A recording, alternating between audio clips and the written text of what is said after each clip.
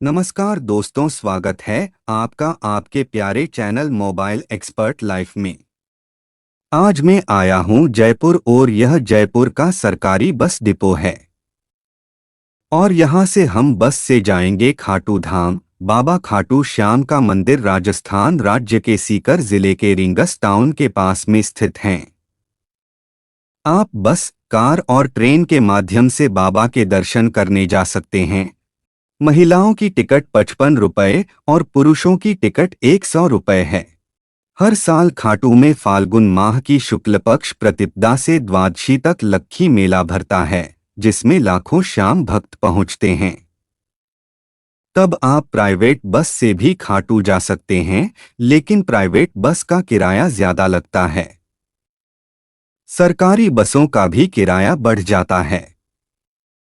बस के आते ही टिकट काउंटर पर भीड़ हो जाती है।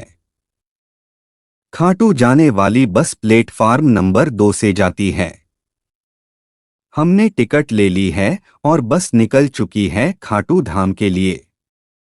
आज मैं आपको खाटू धाम घुमाने ले जा रहा हूं और इसका महिमा भी बताने वाला हूं, तो आप बने रहना मेरी चैनल के साथ।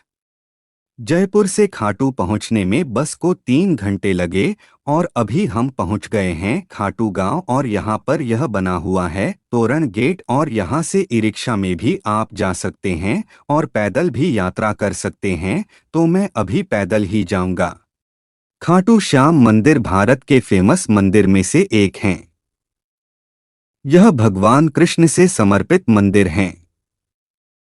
खाटू श्याम मंदिर भारत के राजस्थान राज्य के सीकर जिले से करीब 65 किलोमीटर की दूरी पर एक छोटे से गांव का प्रसिद्ध हिंदू मंदिर है।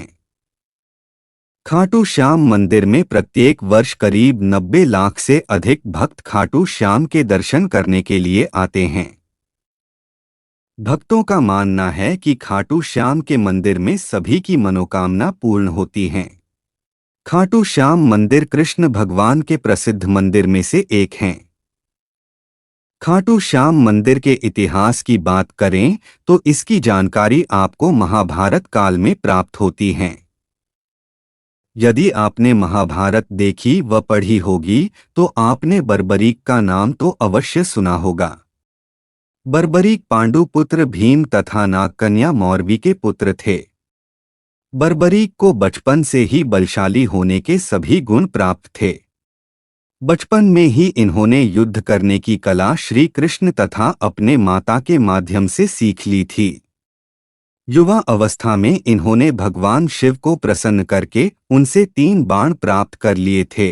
शिव के यह तीनों बाण बर्बरीक को तीनों लोक में विजय बनाने के लिए काफी थे। महाभारत काल में युद्ध के दौरान बर्बरीक युद्ध को देखने के इरादे से युद्ध के मैदान में आ रहा था, और यह बात श्री कृष्ण अवश्य जानते थे कि यदि बर्बरीक युद्ध में शामिल होगा तो परिणाम पांडवों के हित में नहीं होगा।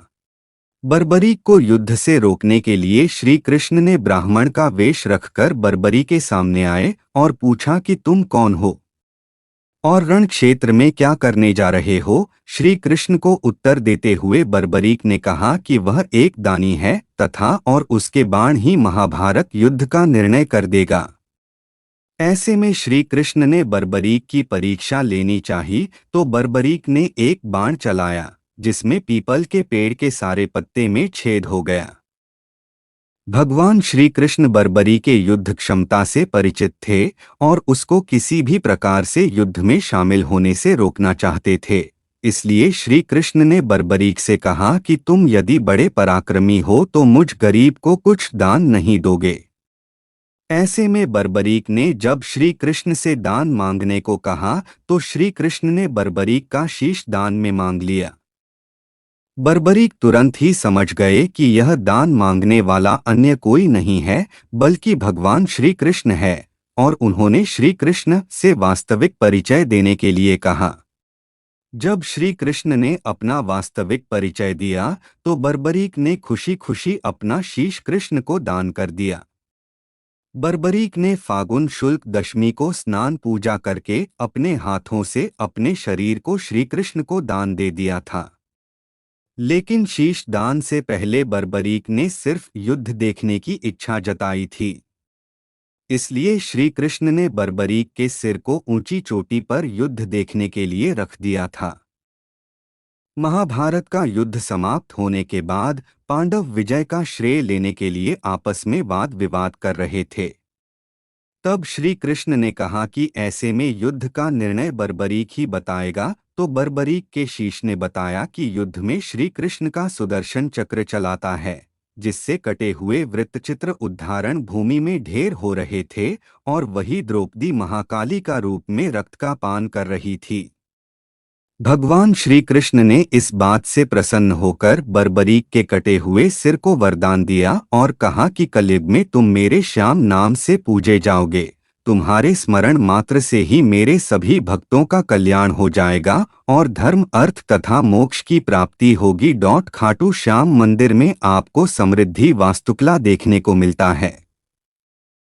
मंदिर का निर्माण पत्थर, टाइल्स, चूने के मोर्टार और अन्य कई तरह के दुर्लभ पत्थर से किया गया है। मंदिर के ठीक केंद्र में प्रार्थना कक्ष है, जिसे जगमोहन कहा जाता है। हारे का सहारा खाटू श्याम हमारा, ये बात देश विदेश में प्रसिद्ध खाटू श्याम को लेकर कही जाती है और ये बात सच भी है। दरअसल खाटू श्याम को हारे का सहारा इसलिए कहा जाता है क्योंकि जो भी खाटू श्याम के दर्शन के लिए जाता है, खाटू श्याम उसके दुख दर्द दूर कर देते हैं। साथ ही जो भी मनोकामना होती है, खाटू श्याम उसे भी पूरी करते हैं। जहां लोग खाटू श्याम के दर्शन करने के लिए दूर दूर से आते हैं, तो वहीं कई लोग ऐसे हैं जो खाटू श्याम कुंड के बारे में नहीं जानते हैं। मंदिर के परिसर में ही श्याम कुंड स्थित है, जहां पर भगवान का सिर खोजा गया था। माना जाता है इसमें डुबकी लगाने से श्रद्धालु पवित्र हो जाते हैं। इस मंदिर के नजदीक ही गौरी शंकर और गोपीनाथ के 2 और मंदिर स्थित है। वीडियो में दी गई जानकारी आपको कैसी लगी दोस्तों, हमें कमेंट करके ज़रूर बताना। वीडियो को ग्रुप में आगे शेयर करना। फिर मिलेंगे एक नए वीडियो में।